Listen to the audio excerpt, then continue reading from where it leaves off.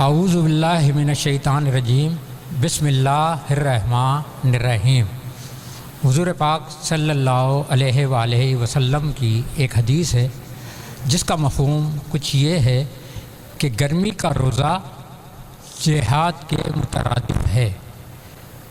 سبحان اللہ، یعنی کہ ایک تو روزے کا ثواب، اوپر سے جہاد کا ثواب، یعنی اب آپ کا ثواب ماہ رمضان میں روزے کی حالت میں اگر آپ موسم گرما میں رکھتے ہیں تو اس کا ثواب دگنا ہو جاتا ہے، دو چند ہو جاتا ہے۔ کیا ماہ رمضان کی برکتیں ہیں، رحمتیں ہیں، سبحان اللہ۔ ناظرین، پروگرام ماہ سیام اور احساس کے مہمان کے ساتھ میں یعقوب رشید آپ کی خدمت میں آج ایک ایسی شخصیت سے آپ کی ملاقات کرا رہے ہیں جن کا تعلق ایک مختلف شعبے سے ہے۔ آج ہم عمومی طور پر تو جن شخصیات سے آپ کی ملاقات کرواتے ہیں وہ زیادہ تر شوبز سے وابستہ ہوتی ہیں، یہ بھی اس کو ہم شوبز کا ہی ایک شعبہ کہہ سکتے ہیں، لیکن یہ ذرا مختلف ہے۔ تو آج کی شخصیت ہیں میڈم انیس رشید صاحبہ۔ السلام علیکم میڈم انیس رشید صاحبہ۔ وعلیکم السلام۔ میڈم، آپ کیسا محسوس کر رہے ہیں احساس کی محفل جوائن کر کے؟ جی بہت اچھا لگ رہا ہے کہ آج آپ نے تھینک یو سو مچ کہ بلایا یہاں پر اور کچھ ہمارے متعلق پوچھنے کے لیے، تو بہت اچھا لگ رہا ہے۔ میں دیکھ رہی ہوں پروگرام، بہت اچھا جا رہا ہے یہ پروگرام اور بڑی محنت سے آپ نے یہ ارینج کیا ہے۔ شکریہ میڈم۔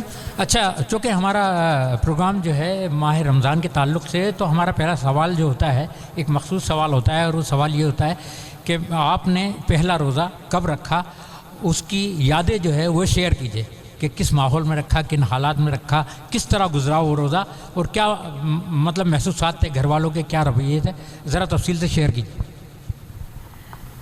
جی السلام علیکم ناظرین۔ سب سے پہلے تو میں آپ کو یہ بتاؤں کہ ہمارے خاندان میں یا ہماری فیملی میں بہت چھوٹے چھوٹے بچوں کا ہی روزہ رکھوا دیا جاتا تھا، تو اس کو بھی ایک طرح سے وہ سمجھتے تھے کہ یہ ایک ہماری ہر تہوار میں تہوار بھی ہے، اور جس طرح سے ہمارے حقیقے ہوتے ہیں، ہماری آمین ہوتی ہے، اسی طرح سے ہمارے روزہ خوشائی بھی ہوتی ہے۔ تو ہم بہت چھوٹے تھے، ہمیں پتہ نہیں، لیکن یہ تھا کہ ہم دو بھائیوں کے روزے رکھوائے گئے تھے، ایک میرے بھائی کا اور ایک میرا۔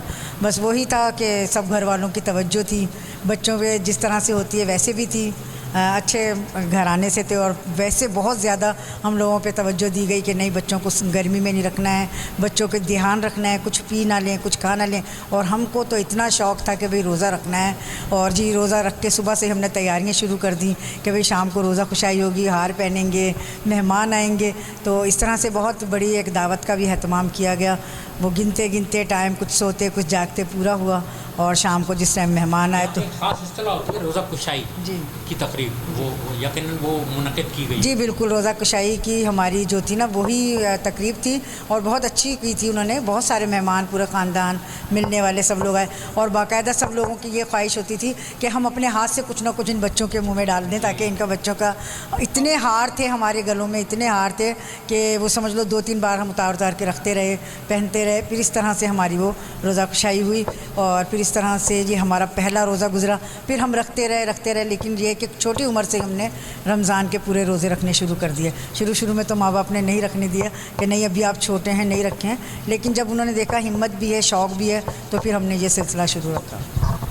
ماشاء اللہ میڈم، آپ نے بڑا مفصل جواب دیا، اپنی ابتدائی یادیں بھی شیئر کی اس حوالے سے۔ اچھا میڈم، یہ بتائیے گا کہ تعلیمی سلسلہ کہاں تک رکھا آپ نے، کتنی تعلیم حاصل کی؟ تعلیم کے حوالے سے یہ تھا کہ انٹر کیا میں نے، شادی بہت جلدی ہو گئی تھی، تو اس وجہ سے آگے میں نے تعلیم حاصل نہیں کی، شادی ہو گئی، سوچا تھا بعد میں ہم تعلیم مکمل کر لیں گے، لیکن آپ کو پتہ ہے جس طرح سے سسرال ہوتا ہے، پھر بچے ہوتے ہیں، پھر گھر ہوتے ہیں۔ حالانکہ مجھے کوئی پابندی نہیں تھی، ماشاءاللہ سے ہسبینڈ کی طرف سے بھی پرمیشن تھی، اور ہسبینڈ بھی ماشاءاللہ پڑھے لکھے تھے، لیکن پھر وہ ہوتا ہے نا کہ ایک عورت جو ہوتی ہے گھریلو ہو جاتی ہے نا، جی اگر وہ گھر کی طرف توجہ دیتی ہیں تو پھر ظاہر تعلیم نہیں ہوتی، تعلیم کی طرف دیتے ہیں تو پھر بچے نہیں، تو اس لیے میں نے اس کو وہیں وائنڈ اپ کر دیا انٹر کے بعد۔ بس ویسے یہ ہے کہ نالج بہت رہی، لیکن جو جی بالکل اسٹڈی کرتے رہے، پڑھتے رہے، اور آگے تو اس طرح سے رہی، لیکن تعلیم جو ہے وہ انٹر تک ہی میں نے کی تھی۔ میڈم، آپ نے جس زمانے میں انٹر کیا ہوگا وہ انٹر بھی آج کی جو ہے نا ماسٹر ڈگری سے کم نہیں ہے۔ مجھے یقین ہے کہ اس زمانے کا جو انٹرمیڈیٹ ہے وہ بھی اتنا قابل ہوتا ہے کہ وہ آج کے جو ماسٹرز کیے ہوئے لوگ ہیں ان سے کہیں زیادہ اس کی علمیت ہوتی ہے، علمی تعلیمی استعداد۔ اچھا میڈم، ایک سوال میں آپ سے یہ کروں گا کہ ہر بندے کا ایک پوائنٹ آف ویو ہوتا ہے، ایک ٹارگیٹ ہوتا ہے کہ میں نے اپنی زندگی میں یہ بننا ہے اور یہ کر کے دکھانا ہے. تو بہت سے لوگ آرٹ کی طرف چلے جاتے ہیں، اداکاری کی طرف چلے جاتے ہیں، ڈائریکشن کی طرف چلے جاتے ہیں، یا کوئی ڈاکٹر بن جاتا ہے، کوئی وکیل بن جاتا ہے، مختلف پروفیشن اپناتے ہیں. کوشش یہ ہوتی ہے کہ اپنے شعبے میں جا کے نام پیدا کریں. آپ نے بڑی ایک ڈفرینٹ فیلڈ کا چناؤ کیا کہ آپ جو ہے برائڈل شوز وغیرہ اٹینڈ بھی کرتی ہیں، ان کو ہیڈ بھی کرتی ہیں، اور اس سے تعلق سے کلاسز وغیرہ بھی لیتی ہیں. تو یہ ذرا تفصیل سے ہمارے ناظرین کو بتائیے گا، کیونکہ یہ ایسا شعبہ ہے اس سے متعلق بہت زیادہ آگہی نہیں ہے لوگوں کو. تو آپ ذرا بریف کیجیے گا. جی، جس طرح سے آپ کو پتہ ہے کہ لوگ کہتے ہیں شروع میں بچوں سے پوچھتے ہیں، تو میں بھی بہت چھوٹی تھی تو والد لے کر بیٹھتے تھے، ہاں بھی کیا کرنا ہے. پہلے تو میں کہتی تھی مجھے 16 جماعتیں پڑھنی ہیں اور مجھے پائلٹ بننا ہے. تو وہ جی بالکل، اور وہ بس بچی تھی تو وہی لفظ بولتی تھی 16 جماعتیں پڑھوں گی اور میں پائلٹ بنوں گی. حالانکہ کوئی ایسا بھی نہیں تھا، افورڈ بھی کر سکتے تھے سب کچھ، لیکن وہی شادی ہو گئی تو بیچ میں ہی تعلیم مکمل نہیں ہو سکی. پھر میرا بچپن سے، میں بہت چھوٹی سی تھی تو شوق جو کہتے ہیں نا، کسی کو کسی چیز کا شوق ہوتا ہے کسی کو، تو میرے پرس میں ہمیشہ سے تھوڑا سا میک اپ کا سامان رہتا تھا. سب لوگ یہ کہتے تھے کہ بھئی اگر اس کا پرس کھول کے دیکھو گے نا تو اس کے پرس میں کچھ نہ کچھ ملے گا. بس وہ بچپن سے ہی مجھے یہ شوق تھا. اور کبھی کسی کی محلے میں یا رشتہ داروں میں شادی ہوتی تھی تو میں دلہن کے پاس بیٹھ جاتی تھی اور دلہن کو دیکھتے رہنا، یہاں تک کہ کبھی کبھی دلہن کے ساتھ چلی بھی جاتی تھی میں. تو اس طرح کا میں نے وہ رکھا. وہ اس کو پھر میں بڑھتے کرتے شادی کے بعد کچھ ٹائم میں نے گھر میں گزارا، بچے ہوئے. پھر جب بچے تھوڑے سے سمجھدار ہوئے تو میں نے اس کو کنٹینیو کیا، کیونکہ میں نے پہلے ہی میک اپ کی کلاسز لے لی تھیں. جی، جس طرح سے بچپن میں بچوں کو شوق ہوتا ہے، مجھے بھی شوق تھا. میں اپنے پرس میں بچپن میں ہی یہ میک اپ کی چیزیں رکھتی تھی اور سب لوگ، پورا خاندان کو پتہ تھا کہ بھئی مجھے میک اپ کا شوق ہے. اچھا، ہمارے ابو بہت سخت ہوا کرتے تھے نا، تو یہ میک اپ کے بہت خلاف تھے. وہ نہ بچوں کو میک اپ کرنے دیتے تھے نہ بڑوں کو. لیکن ایک میں گھر کی سب سے زیادہ میں خوش نصیب ہوں کہ لاڈلی اور چہیتی بیٹی تھی. تو میں اپنے ابو سے فرمائشیں کیا کرتی تھی کہ جب ابو کہیں باہر جاتے تھے تو پوچھتے تھے کیا لے کے آنا ہے، تو میں کہتی تھی ابو میرے لیے لپسٹک لے کے آنا، میرے لیے نیل پالش لے کے آنا. تو ہماری امی اور بہن ڈرتی تھی کہ ابو سے کیسے سوال کر رہی ہے. لیکن بہرحال وہ شوق میرا بڑھتا رہا. شادی سے پہلے ہی تھا. مطلب آپ یہ تھوڑی سی ضرورت سے کام لے لیتی تھی کہ والد صاحب سے کہتے؟ کیونکہ مجھے پتا تھا میرے ابو میری بات نہیں ٹالیں گے، کیونکہ میرے اندر بہت زیادہ وہ بھی تھا اور وہ بہت زیادہ ابو کے قریب تھی نا. تو وہ لا کر بھی دیتے تھے، جیسے پنڈی، پشاور، کراچی کہیں گئے تو سب کے لیے کچھ نہ کچھ میوہ جات آ رہے ہیں یا کچھ آ رہا ہے. میرے لیے لپسٹک بھی آتی تھی، وہ لا کے مجھے دیتے تھے، لیکن ہم لگاتے نہیں تھے کہ اتنا ڈر بھی تھا. بہرحال وہ شوق کو پھر دوبارہ میں نے اس طرح سے کیا کہ میں نے پھر رشید صاحب کی پرمیشن لی. یہ کہا کہ میں اس شوق کو کنٹینیو کرنا چاہتی ہوں. اچھا، رشید صاحب نے مطلب کبھی حائل نہیں ہوئے آپ کے شوق کی راہ؟ نہیں، ان کی پرمیشن تھی تو میں یہ کام کرتی رہی نا، اور آج تک بھی کر رہی ہوں ان کے ساتھ ہی. پھر انہوں سے میں نے پرمیشن لے کے دوبارہ سے ٹریننگ لے کے آج اس مقام پر ہوں کہ ہزاروں اسٹوڈنٹس ہیں میری ماشاءاللہ سے. میں ان کو ٹریننگ دیتی ہوں، سکھاتی ہوں. اور پارلرز بھی ماشاءاللہ سے بہت سارے ہیں، بڑے جو آج بیٹھی ہیں، جتنی بھی بیوٹیشن ہیں ان کو میں لے کر آئی، ان کی کلاسز کروائیں، ان کو دکھایا سکھایا کہ کس طرح کام کیا جاتا ہے. اور آج وہ بہت اچھے بیوٹی پارلر لے کر بیٹھی ہیں. ان بچیوں کو سکھاتے پھر ہم لوگ ان میں ایک کمپٹیشن کرتے ہیں جس کا نام ہم نے یہ رکھا ہے کہ برائڈل شو. پھر ہم وہ برائڈل شو جو کرتے ہیں تو اس کے اندر کمپٹیشن کرتے ہیں کہ بچیوں نے کتنا کام کیا. اگر 10 بچیوں کو ہم نے کھڑا کیا ہے کمپٹیشن میں تو اس میں جی کتنے زیادہ سیکھا. آپ کو پتہ ہے جب 10 اسٹوڈنٹ ہوں تو اس میں 2-3 جو ہوتی ہیں زیادہ ہمارے مطابق کام کر رہی ہوتی ہیں. ان کے لیے ہم نے فرسٹ سیکنڈ کا اہتمام کیا. بہت سارے پھر میں نے شو کیے، کلاسز کروائیں، ماڈلنگ شو کیے. اور جب میں نے میک اپ کی کلاس کروائی تو اس میں نے بیوٹیشن کو بھی مدعو کیا کہ آپ اپنی برائڈ بنائیں اور یہاں لے کر آئیں. اچھا میڈم، میں تھوڑا انٹرپٹ کر رہا ہوں. یہ اس قسم کے جو ایونٹ آپ ارینج کرتی ہیں اس کے لیے آپ کہیں سے اسپانسرشپ وغیرہ لیتی ہیں یا صرف اپنے ہی وسائل سے کرتی رہی؟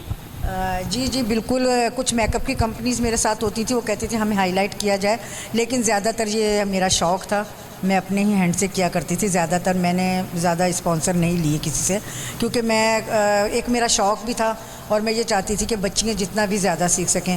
اس کے لیے میں نے بہت یہ بھی کام کیا کہ جو فرسٹ برائڈ آئی ہے میں نے اس کو بائک بھی دی ہے گفٹ میں. جو فرسٹ برائڈ آئی ہے میں نے اس کو عمرے کا ٹکٹ بھی دیا ہے. میں نے کیا کہتے ہیں LED بھی دی ہیں، اور گفٹ تو بے تحاشا سمجھ لیں اتنے ہوتے تھے گفٹ. تو یہ مجھے کچھ کمپنیز والوں کی طرف سے بھی گفٹنگ ہوتی تھی کہ جیسے وہ میک اپ کی کٹیں دے رہے ہیں، فیشل کی کٹیں بھی اپنی طرف سے کہتے تھے یہ اپنی برائڈس کو دے دیں. تو وہ بھی میرے لیے ہوتا تھا، میں ان کو فراموش نہیں کروں گی کہ ان لوگوں نے بھی مجھے بہت سپورٹ کی تھی. اس طرح سے یہ پروگرام کا سلسلہ چلتا رہا. پھر میں ماڈلنگ کی طرف آئی کہ جو یہاں کر بچے تھے نا وہ ماڈل کرنا چاہتے تھے کہ ہم ماڈلنگ بھی کریں. اور خود ماڈلنگ کرنے کی کوشش کی؟ بس ایک دو بار جب ماڈلنگ سکھاتے ہوئے بچوں کے بھی سکھانا ہے تو بچے اصرار کرتے تھے کہ آپ بھی ہمیں ریم واک کر کے دکھائیں.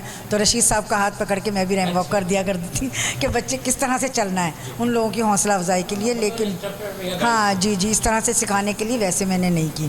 ہاں یہ ہے کہ ایک دو ڈراموں میں نے کام کیا ہے. ابھی ڈرامہ تھا ایک خسارہ بہت چلا تھا جیو ٹی وی کا، شاید پتہ نہیں ARY کا تھا شاید، اس پہ میں نے کام کیا تھا. ایک تھا میرا خیال سے جگنو تھا یا کیا تھا، اس میں بھی میں نے کام کیا. ایکٹنگ کا تجربہ کیسا رہا؟ بہت زبردست تھا. انہوں نے مجھے آفر بھی کی پورے منتھ کے، مطلب جو پروگرام ہوتے ہیں پوری قسطوں کے جو پروگرام ہوتے ہیں نا کہ 30 قسطیں یا یعنی کہ وہ مکمل کہانی، تو اس کے لیے بھی مجھے انوائٹ کیا گیا کہ آپ کریں. لیکن وہی مسئلہ تھا کہ گھر اور بچے میرے لیے پہلے تھے کہ گھر اور بچے ڈسٹرب نہ ہوں. کراچی جانا پڑتا ہے شوٹنگ کے لیے، آپ کو پتہ ہے بہت زیادہ ٹائم دینا پڑتا ہے. تو اس لیے میں نے وہ صرف تھوڑا سا ہی شوق رکھا. تو ایک دو ڈراموں میں کام کیے، اس کے بعد چھوڑ دیا، پھر میں نے نہیں کیا. حالانکہ فلم بھی وہ رانگ نمبر 2 آئی تھی تو اس میں بھی تھوڑا سا میرا سین تھا. بس میں نے پھر اس شو کو نہیں بڑھایا آگے، یہیں تک رکھا. نہیں میں ثنا کی فرینڈز میں تھی، جو ان کی جو دوست تھی نا اس میں مجھے لیا گیا تھا تھوڑا سا، بس تھوڑا سا ہی سین تھا. پھر اس کے بعد انہوں نے کافی بلایا، مجھے کال کی تو وہ رات کے 2 بج جاتے تھے، 3 بج جاتے تھے، میں ڈسٹرب ہوتی تھی، اس لیے وہ فلم میں بھی کام نہیں کر سکے. جی گھریلو. اور میں ہمیشہ یہی کہتی ہوں، اور ہر لیڈیز جو بھی کام کرتی ہیں نا، چاہے وہ بیوٹیشین ہو یا کوئی بھی ورکر ہو، جو بھی کسی بھی شعبے سے تعلق رکھتی ہیں، تو میں کہتی ہوں کہ سب سے پہلے اپنا گھر دیکھنا چاہیے. سب سے پہلے اپنے بچے، شوہر اور گھر دیکھیں، اس کے بعد اپنا ہم شوق رکھیں. ہاں کبھی ہو جاتا ہے کہ دیر سویر بھی ہے کچھ ہے، لیکن روٹین کے حساب سے ہم لوگ یہ کرتے ہیں تو بچے بڑے ڈسٹرب ہو جاتے ہیں. میں اسی طرح شو کرتی رہی. اور آج ماشاءاللہ سے میرے پروگرام سے جو میں نے چھوٹے بچوں کو اٹھایا تھا الف سے بے سکھا کے، آج وہ ڈراموں میں بھی کام کر رہے ہیں، فلموں میں بھی کام کر رہے ہیں بچے.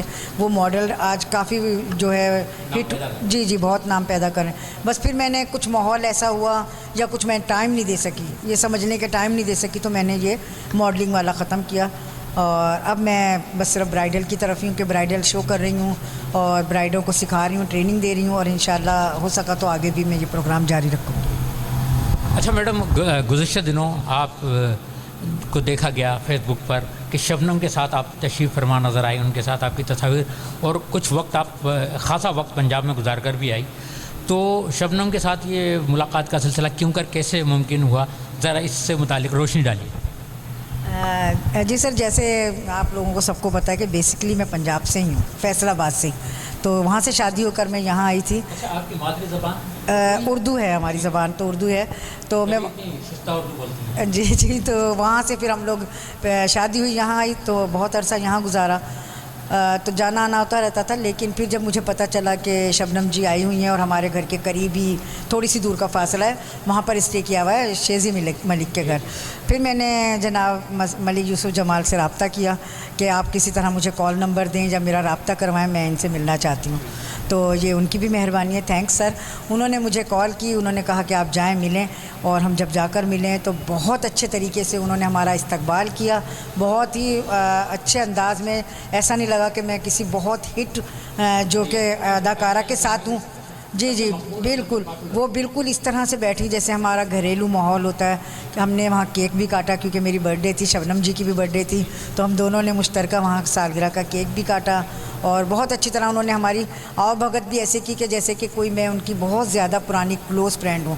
تو اس طرح سے میں کہتی ہوں کہ لازمی بات ہے، ہم ان کے فین ہوتے ہیں تو ان کو بھی ہمارے ساتھ ایسا ہی کرنا چاہیے. تو جو شبنم جی نے کیا میں ان کو بہت زیادہ اپریشیٹ کرتی ہوں. پبلک پراپرٹی ہوتا ہے، جی بالکل، لہٰذا اس کو بھی یہ سمجھنا چاہیے کہ جو لوگ ان سے عقیدت رکھتے ہیں، انسیت رکھتے ہیں، تو ان کو صحیح طریقے سے ریسپونڈ کریں؟ جی بالکل، اکثر یہ ہوتا ہے کہ ہم دیکھتے ہیں نا کہیں پہ سیلیبریٹی آ گئے تو بہت زیادہ رش ڈال دیتے ہیں، ان کے اوپر حاوی ہو جاتے ہیں، تو وہ پھر وہاں پر جا کر تھوڑے سے پریشان ہو جاتے ہیں. تو میں پبلک سے بھی یہی کہوں گی کہ اگر آپ دیکھتے ہیں کہ کوئی سیلیبریٹی ہے تو اس سے بہت عزت سے جا کے ملیں، ٹائم نکال کر ملیں. اس طرح سے ہوتا ہے کہ مارا ماری ہو جاتی ہے، دھکے مکہ ہو جاتا ہے، تو وہ لوگ سوچتے ہیں یار کس طرح کے یہ لوگ ہیں. تو اس لیے جب ہم گئے تو بہت اچھے ماحول میں ہم گئے، صرف میں، میری بیٹی اور میری بہن گئے تھے. ہم بڑے اچھی طرح، رشید صاحب تھے ہمارے ساتھ، تو بہت اچھے طریقے سے انہوں نے ہم سے ملاقات کی، بیٹھے. تو اس طرح ہوتا ہے اگر آپ کہیں جا بھی رہے ہوں، پتہ چلے کہ ہمیں ٹائم مل گیا کہیں پہ کسی سے ملنے کا، تو ایسا نہیں ہو کہ بھئی پورا خاندان اٹھے اور چل دے ملنے کے لیے، یا محلے والوں کو انوائٹ کر لیا جائے کہ بھئی ہم وہاں جا رہے ہیں. ایسا نہیں ہونا چاہیے. آپ اپنے مخصوص طریقے سے جائیں تاکہ وہ بھی آپ سے اچھی طرح ملیں اور ہم بھی.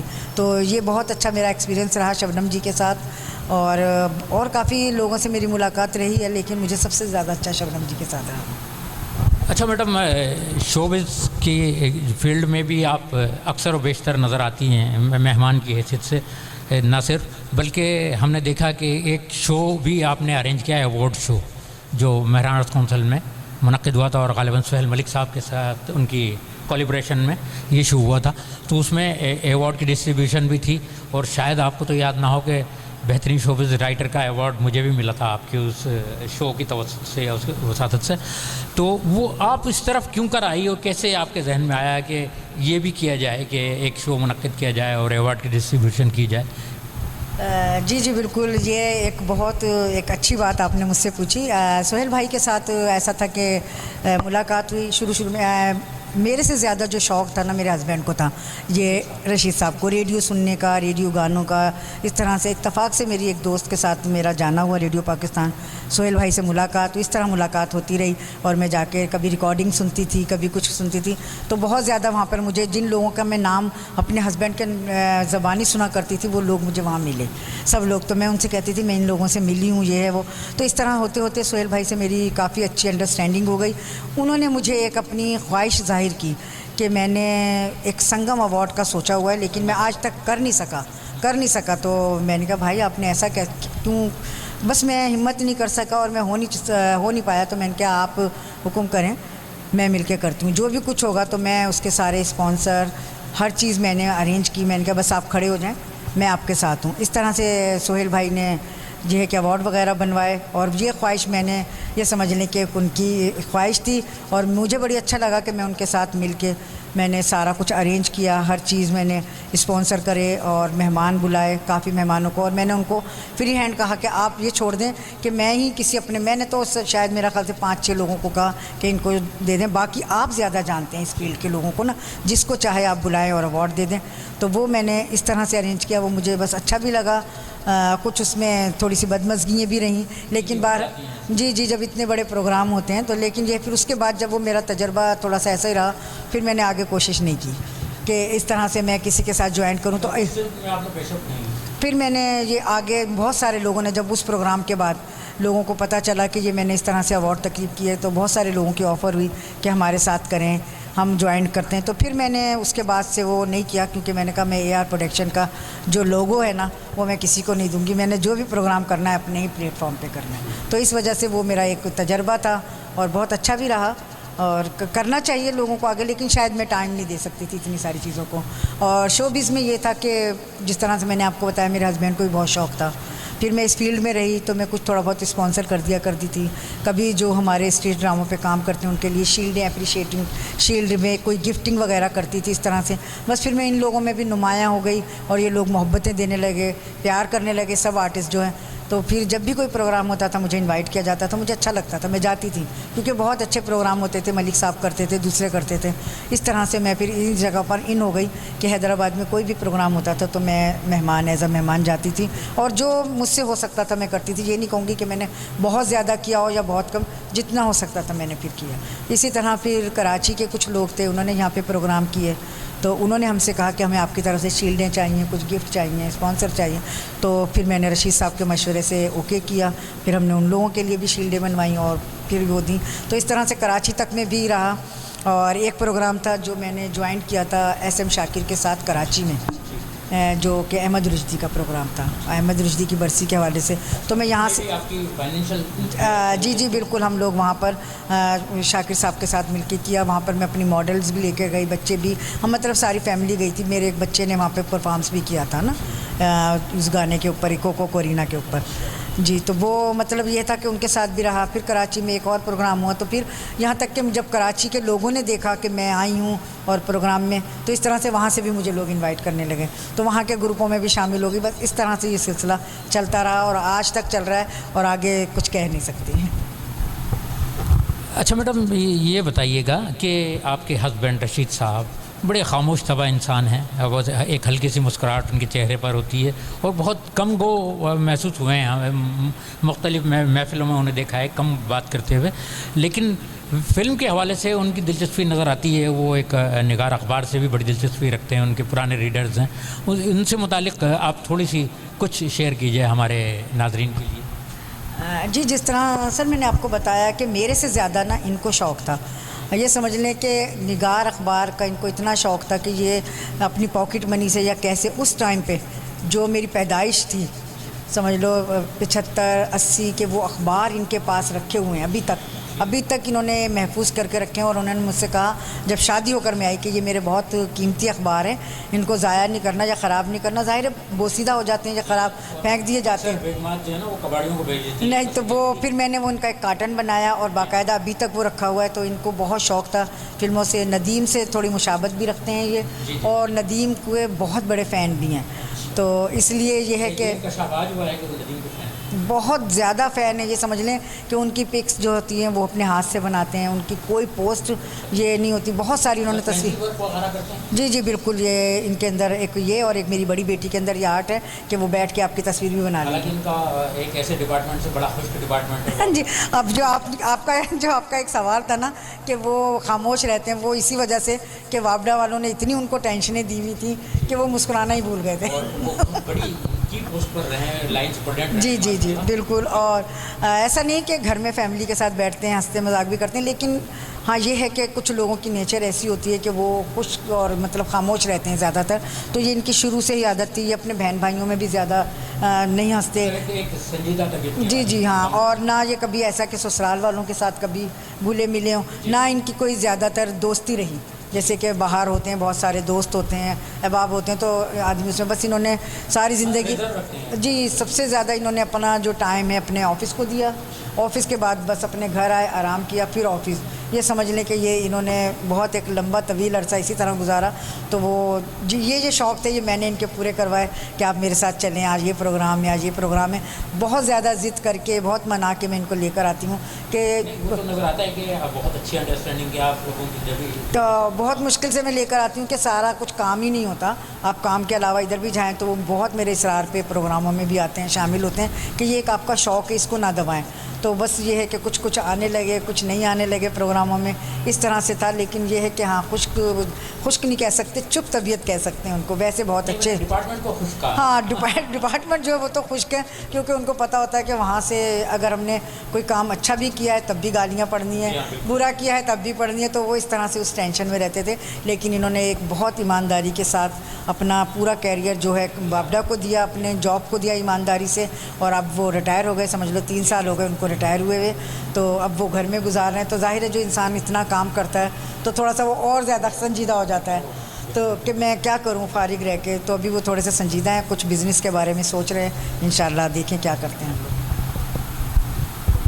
میڈم میں آخری سوال پر جانے سے پہلے آپ سے یہ پوچھنا چاہوں گا، احساس نے جو سلسلہ شروع کیا ہے، یقیناً آپ کی نظر سے بھی گزر رہے ہوں گے انٹرویوز وغیرہ، تو یہ ایسا عام طور پہ ایسا اقدام بہت کم کیا جاتا ہے کہ شہر بھر کے فنکاروں، ثقافتی شخصیات کو اور دیگر شعبہ جات سے تعلق رکھنے والے لوگوں کو یہاں بلایا جاتا ہے. ان کے حالات زندگی، ان کے تجربات، ان کی نظریات اور ان کے محسوسات، ساری چیزیں جو ہے ناظرین سے شیئر کی جاتی ہیں ان کی اپنی زبانی.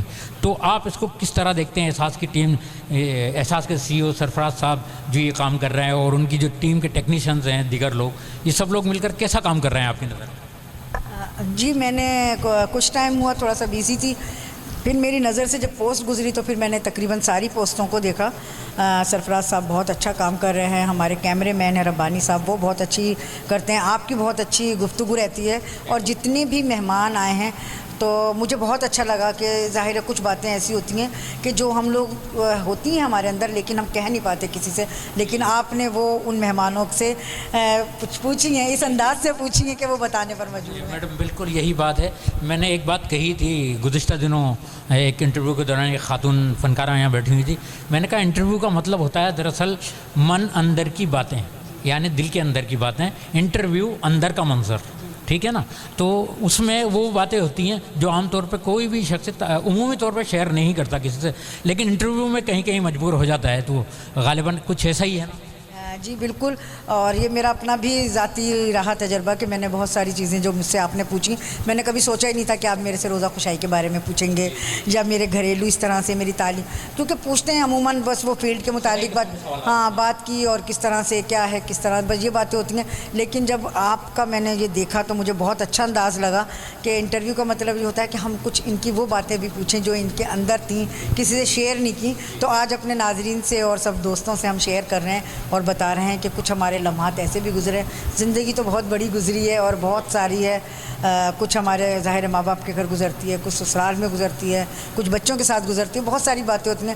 لیکن انٹرویو کا مطلب بالکل آپ نے صحیح بتایا کہ یہی باتیں ہوتی ہیں کہ جو ہم اندر کی بات پوچھیں, اور آپ کا انداز بہت اچھا ہے کس طرح سے پوچھنا ہے. بہت شکریہ میڈم, بہت اچھی باتیں رہیں آپ سے ماشاءاللہ, بہت اچھی گفتگو ہوئی. بس آخر میں آپ اپنا ایک میسیج ضرور دے دیں اپنے ہمارے ناظرین کو, احساس کے ناظرین. میں میسیج تو آپ ناظرین کو سب کو یہی کہوں گی کہ جس طرح سے آپ کو پتہ ہے ملک کے بہت برے حالات ہیں اور لوگ بہت پریشان ہیں. ہم لوگ دکھاوے کے لیے سب کچھ کر رہے ہوتے ہیں, تو وہ دکھاوا ہمارا صرف یہیں رہ جاتا ہے نا, ہم اس کو دے دیتے. ایک بچہ روتا ہوا آتا ہے کسی کے پاس کہ مجھے 50 روپے دے دو یا مجھے 100 روپے دے دو, میں نے اپنے باپ کی دوائی لے کر آنی ہے یا کچھ کرنا, ہم نہیں دیتے. مطلب زیادہ تر دیکھا گیا کہ ہم نہیں دیتے کہ نہیں جاؤ یہ ہے وہ. جب اسی بچے کا باپ مر جاتا ہے تو پھر وہی لوگ آ کے اس کے جنازے پہ کھڑے ہوتے ہیں کہ آج کا کھانا ہم دے دیں گے, آج کی کفن ہماری طرف سے ہو جائے گا. تو جب تو یہ اگر وہ 50 یا 100 روپے اس وقت دے دیتے تو وہ ہماری نیکی سیدھے اللہ کے پاس جاتی نا. اور یہ جو ہم دکھاوا کر رہے ہیں کہ بھئی میں کھانا دیتا ہوں یا میں کفن, یہ ہم دنیا دکھاوے کو کر رہے ہیں. ایک راشن کا پیکٹ لیتے ہیں, 10 لوگ کھڑے ہو کر تصویر بناتے ہیں. وہ بیچارہ اتنا مجبور ہوتا ہے جو سفید پوش انسان ہوتا ہے کہ وہ راشن لینے سے پہلے, بالکل وہ راشن لینے سے پہلے ہی سمجھ لیں کہ مر جاتا ہے کہ میں یہ کھاؤں یا بچوں کو کھلاؤں یا یہ میں لوگوں کے جواب دوں. کیونکہ اکثر پھر پتہ ہے کیا ہوتا ہے, جب وہ گلی سے یا کہیں سے گزر رہے ہوتے ہیں نا, یہ وہی ہے جس کو ہم دیکھا تھا تصویر میں راشن لیتے ہوئے. تو بتائیں کتنا عزت نفس کو مجروح کر رہے ہوتے ہیں. تو پلیز آپ لوگوں سے یہی ایک میری ریکویسٹ ہے کہ جب بھی کبھی آپ دیں تو کسی کو پتہ نہ چلے کہ آپ نے کسی کی کیا مدد کی ہے, تاکہ ہمیں تو یہاں دنیا دکھاوے کے لیے یہیں چھوڑ جانا ہے. ہمیں جو مدد کرنی ہے وہ اپنے لیے کرنی ہے, آخرت کے لیے کرنی ہے. تو وہ اس طرح سے کریں کہ کسی کو پتہ نہ چلے. جس طرح کے آج کل حالات ہیں, ہم جتنا ہو سکتا ہے اپنے پڑوس میں دیکھیں, لوگوں میں دیکھیں کہ جو ضرورت مند ہیں ان کے گھر تک ہم جو بھی کر سکتے ہیں اپنی حیثیت کے مطابق وہ لازمی پہنچائیں اور ان کا بہت خیال رکھیں. اس کے بعد کسی اور کا آپ سوچیے گا. بہت شکریہ, تھینک یو سو مچ. بہت شکریہ میڈم, بہت اچھے خیالات کا اظہار کیا آپ نے اس تعلق سے بھی کہ ہمیں دنیا دکھاوا یا ریاکاری سے کام نہیں لینا چاہیے. اگر کسی کی مدد بھی کرنا ہو تو اخلاص کے ساتھ کرنی چاہیے.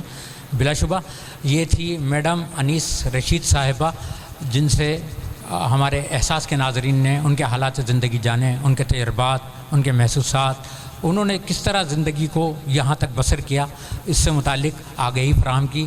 کل پھر کسی شخصیت کے ساتھ حاضر ہوں گے, لیکن جانے سے پہلے آپ سے ایک ریکویسٹ کہ شیئر کیجئے, سبسکرائب کیجئے, احساس نیوز کو لائک کیجئے اور اپنے رائے کا اظہار ضرور کیجئے.